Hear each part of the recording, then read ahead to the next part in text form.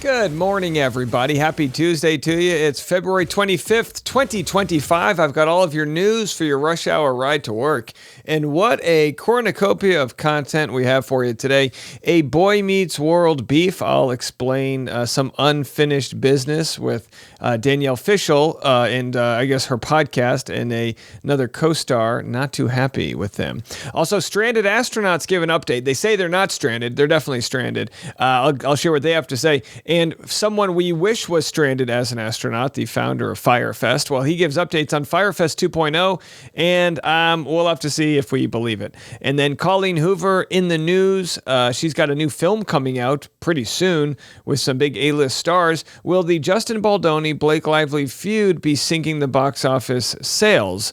We'll cover that, along with a conversation happening on News Nation as to why there is no celebrity support of Blake Lively, and then I'll share what Whitney Cummings has to say about the metaphorical bloodbath and why everyone's rooting against Blake. Plus, we've got a blue wave prediction happening. It's probably too soon to say that. I'll give you my nuanced take as to those that are saying the Doge bros are burning ships. All right, all those stories and so much more, it's all coming up right now on The Rush. All right, these astronauts are better than I am because I'd be kicking and screaming. They were supposed to be on a 7-day trip. It's been like 9 months. They're stuck in space. I don't care what they say. Let's have an update. We don't feel abandoned. We don't feel stuck. We don't feel stranded. I understand why others may think that. We come prepared. We come committed. Now, as you know, in recent days, Elon Musk repeated the claim the astronauts were stranded up there for political reasons, then attacked a number of astronauts who corrected him on social media and referred to you as a Dem donor shill. You posted in return, hey, at Elon Musk, when you finally get the nerve to climb into a rocket ship, come talk to the three of us. You once served on an independent safety advisory panel for SpaceX years ago. Why do you think Musk is saying this? I have no idea. Their ride home has been there since September. It's a Dragon capsule. It's a SpaceX spaceship. It's sitting on the space station. It's been there for months. That's the way they were going to get home. That's the way they're going to get home a month from now. I don't know why he's doing this. It's really kind of, the whole thing's kind of ridiculous because it puts Sonny and Butch, who I've known for over 30 years, each of them, even before we were astronauts together, puts them in the middle of this political fight. They need to be focused on their mission. I don't know why he's doing this. But then he drags me into it. I will say, though, if he's ready to go up into space at any time, I am happy to go with him. I know where the space station is, how to get there. I'll be happy to join him on that mission. All right, there it is. Send Elon Musk to Mars. Get him out of here. Put him in a different solar system, right? I'll show up to the launch for that one.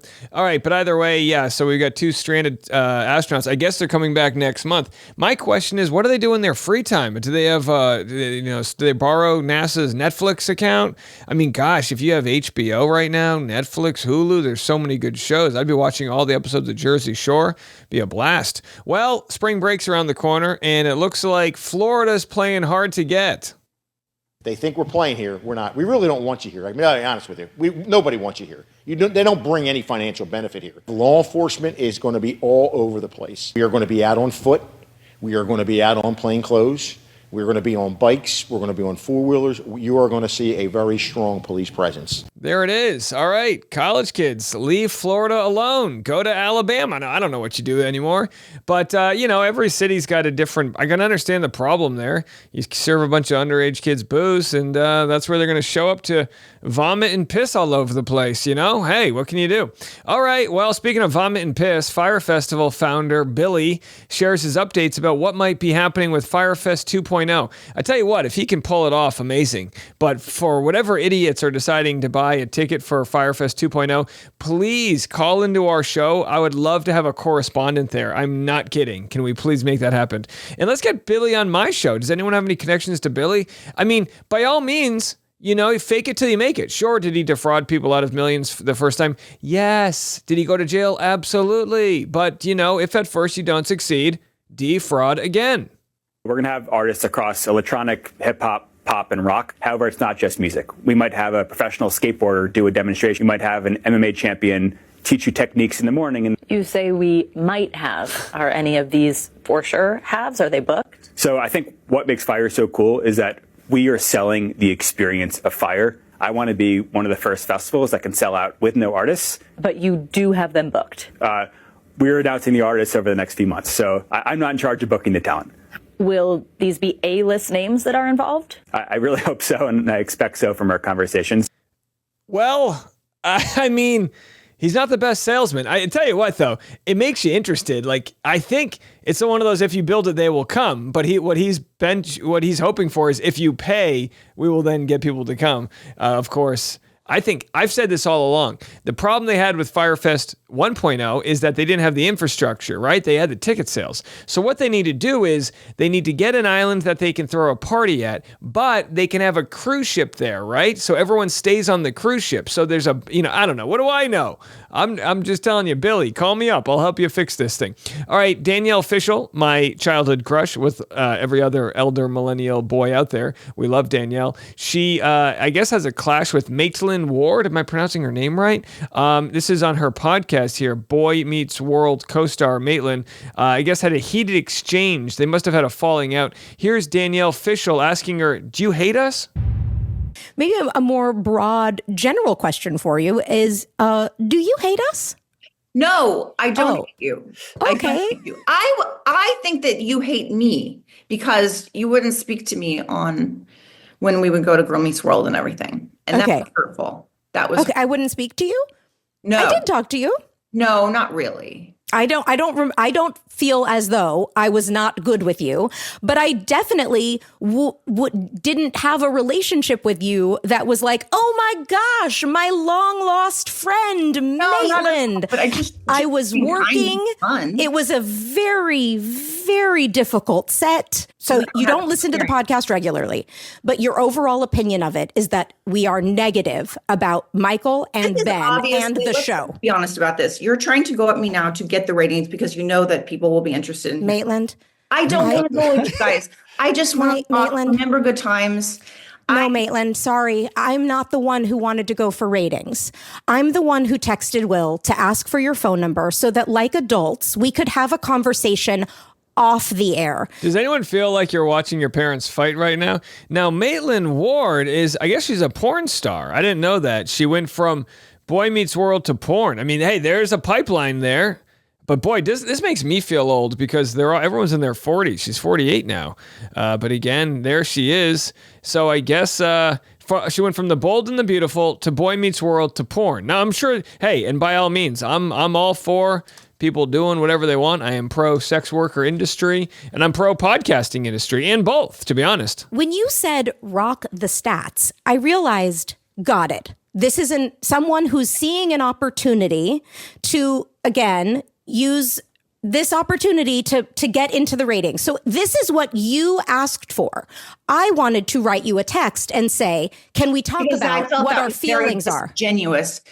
Have to be reminded that you unfriended me from Facebook and that after I wrote you a very heartfelt letter and By the way, this is getting so old school millennial when we're talking about unfriending from Facebook. This is my generation, the Facebook generation. Oh boy. No, it was heartfelt. I hadn't read it until I heard about it in whatever year it was, 2022. Yes, you didn't even care to look at it. So because it was in the graveyard. We weren't friends on Facebook. Okay. We were not friends on Facebook. It didn't come to my message. I hadn't read it until I was aware it existed. All right, so this is what it's come to. Childhood stars that I grew up with now having beefs on podcasts. What a great time to be alive. I'll tell you what, I'd rather watch this all day than what's going on in the real world. All right, speaking of the real world, no, we're still on entertainment news. Sydney Sweeney postpones her wedding. This is wild. We'll have this story next. You know, I said it was kind of weird yesterday when I covered Bachelorette Hannah Brown and her fiance deciding to move out. You know, it's a one thing if you don't live together before you get married, but it's another thing to like move out and then back in and whatever. Well, now we have Sydney Sweeney and her partner postponing their wedding. Here's the TMZ boys discussing this. Change for Sydney Sweeney, or maybe not a big change, big change. There are a lot of people in town who think or are hoping it's a big change, because Sydney Sweeney has announced that she and her fiancé, Jonathan Davino, are postponing their wedding. They did not call off the engagement, which is how I think a lot of people heard this, people who would like for Sydney Sweeney to be single. But it's a sign of something. Now, they say it's scheduling, but that happens. It does. Yeah. Yeah, but I mean, come on. When you say it's because of busy schedules, we're 3 months out because the wedding's supposed to be in May. People have, at this point, you would assume, booked flights, hotel accommodation. Oh, the wedding's supposed to be in May? Oh, yeah, that doesn't sound too good about them. But we'll have to see. We're on Sydney Sweeney watch. I love Sydney Sweeney. I think it would only help her career if she's single, but I do want her to be happy. So we'll have to see how that all goes down. And our last story before we get into Blake Lively, Patrick Schwarzenegger says it's frustrating that people think he got his role on The White Lotus because of his parents. You can get boxed in, and you think at that moment, I wish I didn't have my last name. On behalf of all of us, shut up, Patrick Schwarzenegger. You're A, in the Kennedy family, and B, in the Schwarzenegger family. You're a Shriver. Get over it. You're like a triple Nepo baby. Sure, maybe you got the role because you were a good actor, but I'm sure the 17 other Joe Schmoes that weren't a Schwarzenegger were also good actors. This stuff drives me nuts. Oh, I wish it was, it's so frustrating coming from a famous family. Bro, if you could count the number of times you probably got laid off of your family name, come on. Either way, I mean, he's playing an okay role so far. Have you guys been watching White Lotus? I feel like the show kind of is a little slow, but usually it kind of comes together in some sort of artistic-y way. We'll have to see. But either way, come on.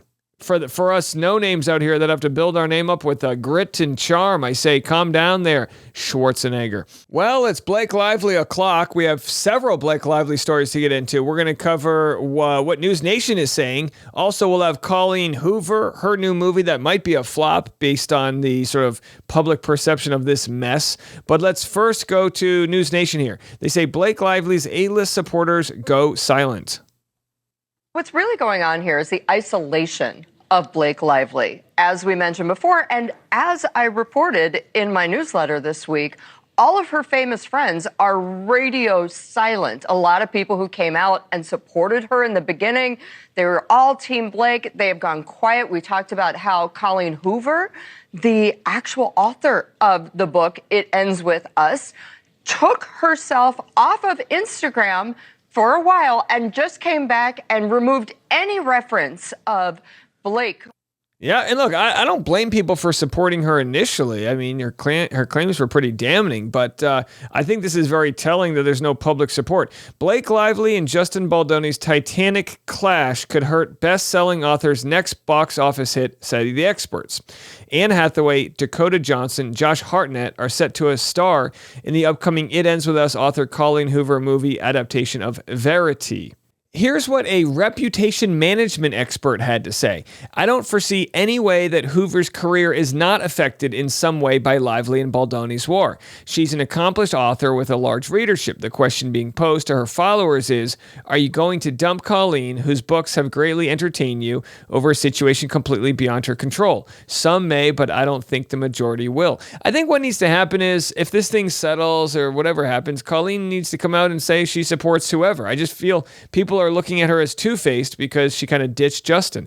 McCormick noted that Hoover's best bet is to stay completely out of this heated affair. Don't mention Lively or Baldoni for the foreseeable future. In addition to Verity, the author has Regretting You slated for a 2025 release, starring Allison Williams, McKenna Grace, and Dave Franco.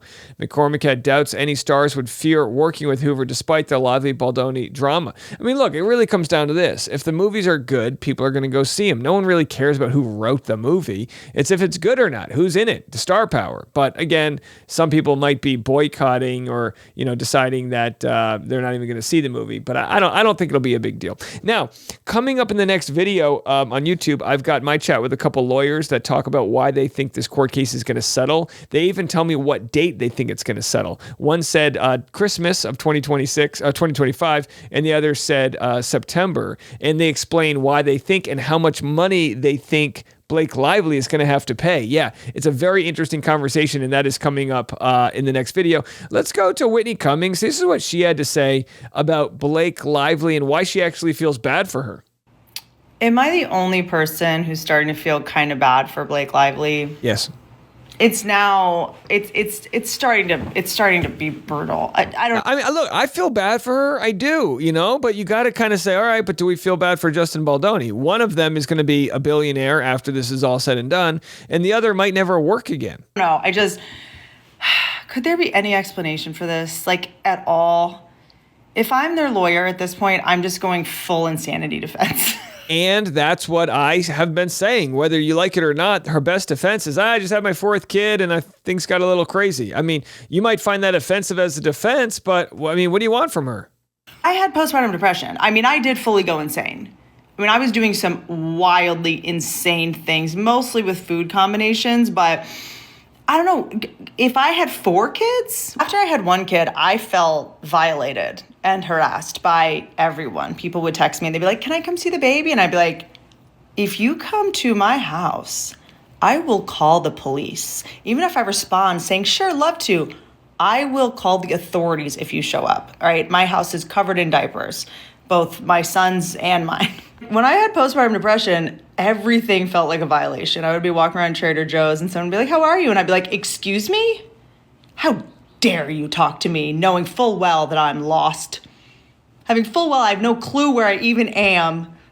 How you're going to distract me? Look, I get it. And I've never had a baby. I get it. And with Blake Lively, she had to be on set doing love scenes and DV scenes and collaborating while she's breastfeeding. I mean, look, come on. I mean, you know, and we might have audience that say, I've had babies and I didn't have those issues. I know, but I've never been in the position where a whole bunch, like millions of strangers are going to see what I look like. And it's hard enough to look, you know, like to have that perfect body that Hollywood wants you to have before you've had any kids, let alone in your 4th trimester. So sorry if I'm, being just, an advocate here for postpartum ladies, but I can understand having a 9-month-old that it's got to be very tough to get anything done other than quite literally survive. I mean, that's all you should be worrying about is like taking care of your baby. And look, I don't know what else to say about that, but I'm sure there's a personality type that wants to work real hard and go at it. But I mean, I'm sure it's really hard.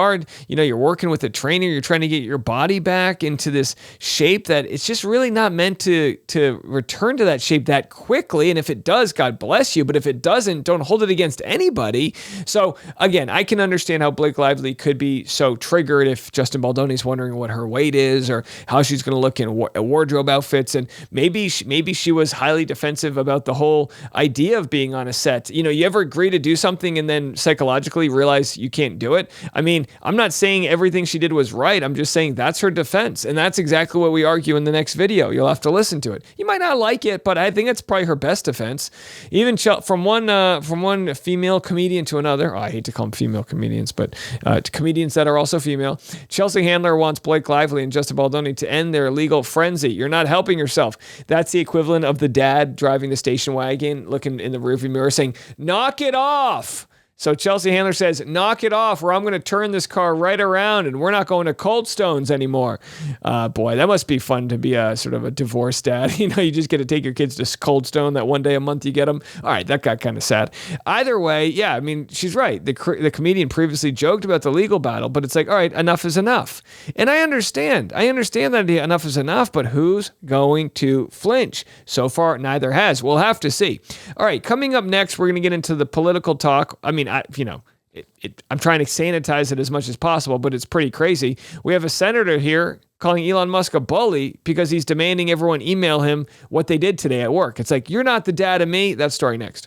All right, we've got a popular senator responding to Elon Musk's demand that people email him with job updates. And you might say, wow, what's the big deal? You send a couple emails about how you're doing your job. It's like, who the hell is Elon Musk to ask me how I'm doing my job? There's chain of command. Have a listen. What I am noticing is just the massive support that my pushback is getting and pushback of other Democrats are getting, because people hate it when they see people being jerks.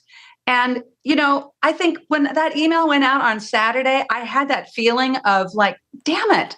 Like, here is some guy who's got a ton of power, who's trying to use his power to make everybody's life miserable on a Saturday afternoon. And that experience that we all have had, anybody who works, you've ever had of a boss who's just a jerk, who just, It's so true. Elon Musk sends a company-wide email to every federal employee saying, if you don't give me an update, I'm going to take it as a resignation. And everyone's like, what? I mean, you had Department of Defense, you had Housing and Urban Development trolling them afterwards. You had so many different departments saying, no, that's not how it works. It doesn't mean people aren't working. It means you're not the boss of me. Denigrates you, who mistreats you, who gives you a new job to do on a Saturday afternoon.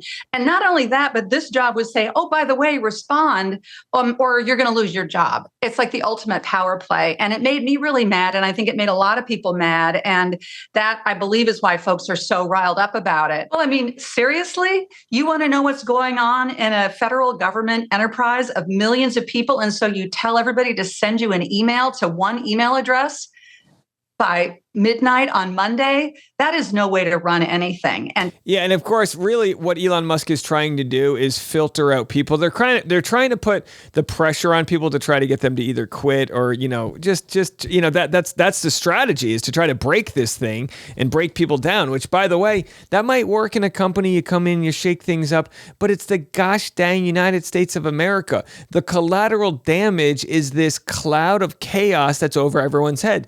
I'm getting your emails from Katie and other people that have emailed me. I'm just going to use personal names that are sharing their stories to say this is ridiculous. So many people that are just entering the workforce are losing their jobs, and park rangers and people that do really good things. Some of the jobs, it's really hard to find this kind of talent because they're not always the highest paying jobs. And, some of these towns that people have these federal jobs and they might not have many other options, and their family relies on them. I mean, imagine for every person that's fired or let go, imagine how many dependents that person might have that's relying on them. Then what happens? What gets cut next? Does Billy not get to go to soccer practice because they can't afford it? I mean, the trickle down and butterfly effect of what is to come, it can be a really dark time out there. And you might say, yeah, but government's bloated, we need to figure it out. Okay, but it's been 3 weeks, figure it out the right way. This is not the right way. Here's an interesting story. This is Macron, president of France, correcting Donald Trump, puts his hand on his arm and his leg and sort of French-splains to him what's going on in the Ukraine war. This is very interesting stuff. We just saw an extraordinary moment play out in the Oval Office. The French President Emmanuel Macron actually interrupting President Trump to try and correct him on the nature of European financial assistance to Ukraine. Europe is loaning the money to Ukraine. They get their money back.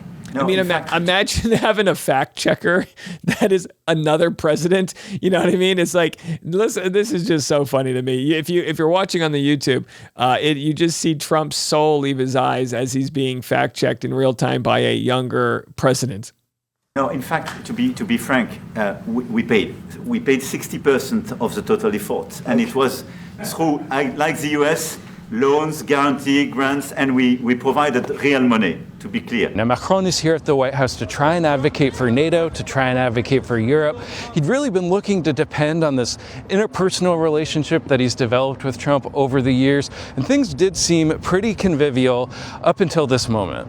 Now, what Macron is arguing here is that Europe has paid its fair share, in fact, more than its fair share, in his view, of support for Ukraine. Based on Trump's reaction there, it did not seem like he was entirely convinced. And I have people DM me this, and I really shouldn't respond because I just don't have the bandwidth, but I have people DM me all the time. What about Ukraine's missing $100 billion? And what about this? And what about that? And then everything with a simple Google check, you can kind of understand that, well, the money doesn't always go to Ukraine. It might go to our Department of Defense to build something so that we can give them the used version.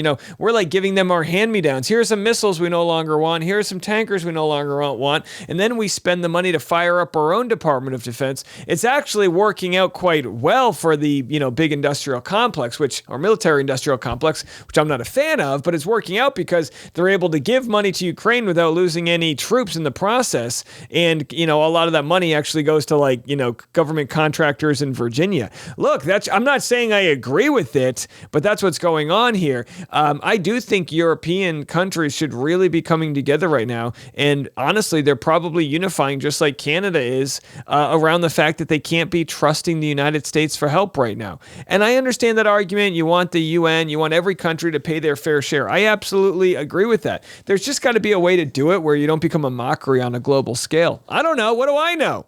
Either way, here's an update from a Democratic thinker. I don't know what you would call James Carville, a Democratic strategist, James Carville. He explains what he thinks is about to happen to the Democratic Party. I got to tell you this, though. You know what? I'll play what he has to say, but I'm going to be pretty critical. Have a listen. Status quo of Trump's first few weeks here that you believe has a promise of opportunity? First, he started out with the lowest approval of any president ever started in the history of Poland. His numbers are going down. I just looked at the numbers. You put up 32% on inflation. Literally every Western democracy government has fell because of inflation. So I place a lot of stock on that. The trend is going the wrong way. And the other thing that I place a lot of stock in are these organic town halls. These are not being organized by Democratic interest groups. These are not being organized by the DNC. These are just people coming up and saying, we don't like this at all. And you're seeing it in as you point out, very, very smart in Georgia, in Wisconsin, in Oregon. I saw something even in Idaho. When you're starting to lose Idaho, you got some problems. So his argument is that there's going to be some giant blue wave in response to all of this, which may be true, but I don't want there to be a blue wave because Trump sucks so bad in some people's opinions. I want there to be a blue wave because there are leaders that rise up from the ashes to inspire people with progressive and populist policies like Medicare for all, like helping raise funds so that moms don't have to go back to work at in a first world rich country like ours is supposed to be. We don't even pay for moms to take a few months off. It's absolutely ludicrous, the pain that is felt when a mom's torn from her child. These are issues that are popular to people, and so many other issues that are popular, like strengthening unions and keeping money in some of these programs that do help out, the veterans affairs. There's so many. You can cut some of the waste, and you can also agree to try to tax the billionaires more. The billionaires, the people that really are profiting off of the current system, they're not paying their fair share. And you might say, well, Elon can donate X amount of money. Yeah, but it's chump change compared to how much they're saving by not paying into a system that helped them become billionaires in the first place. When we all come together and have a leader that can come together and really fight the billionaire class, that's when we get our country back. We'll have to see if anyone, takes the reins there. All right, that's it for me. I got a lot coming your way, so stay tuned on YouTube. Lots of good content coming your way, and then I'll be back this afternoon. As always, I'm Dave Neal, and this is The Rush.